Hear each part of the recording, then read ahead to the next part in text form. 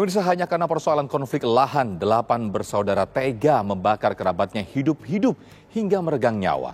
Polisi akhirnya berhasil membekuk para pelaku. Kini, jerat hukuman mati pun menanti para tersangka. Simak selengkapnya dalam ulasan khas ragam perkara, sadis satu keluarga bakar kerabat sendiri.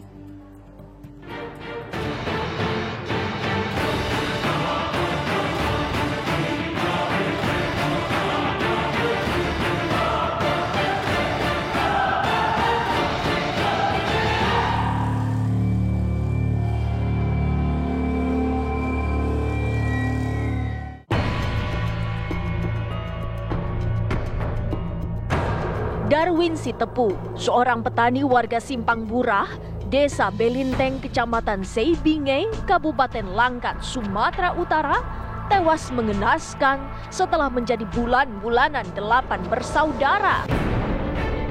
Tak sekedar dianiaya, Darwin pun dibakar hidup-hidup dan ditembak hingga meninggal dunia. Semua bermula pada awal Desember lalu. Saat itu, para tersangka sudah bersiap untuk pergi menuju rumah korban dengan mengendarai sepeda motor.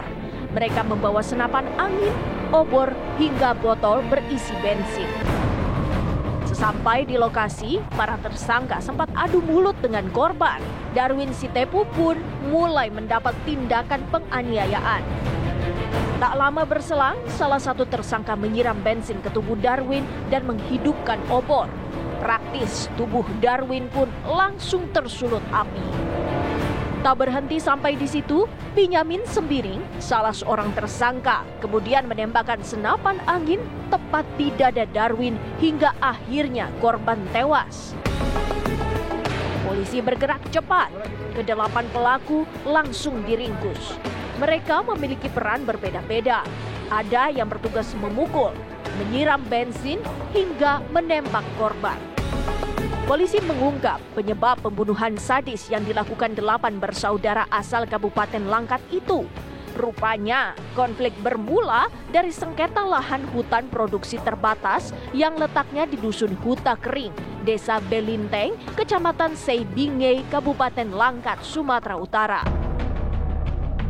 Atas lahan hutan produksi terbatas tersebut diklaim milik tersangka dari keturunan keluarga. Sementara korban sebagai penjaga lahan bekerja pada seseorang berinisial A juga mengklaim lahan itu miliknya berdasarkan atas hak surat SK Camat.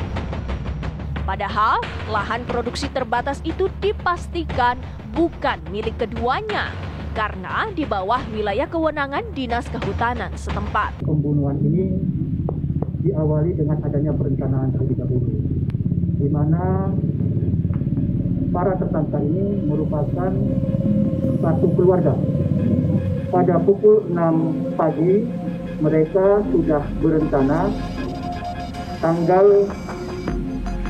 2 Desember 2021. Jadi mereka berkumpul di rumah mereka dan berencana untuk mengusir korban supaya meninggalkan lahan yang diklaim mereka bahwa lahan itu adalah lahan mereka, milik keluarganya.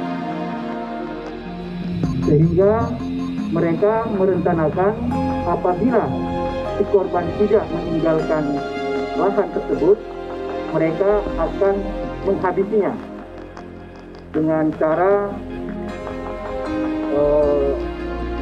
membunuh dari korban tersebut.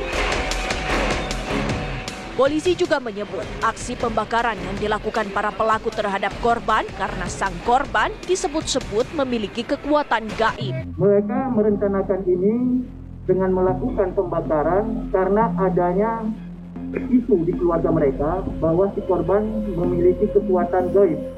Sehingga mereka memutuskan untuk melakukan pembakaran kepada korban. Istri Darwin Sitepu juga tak bisa menahan kesedihan. Ia berharap para pelaku mendapat hukuman setimpal. Saya berharap para pelaku pembunuhan suami saya cepat tertangkap dan dihukum seberat-beratnya. Terima kasih.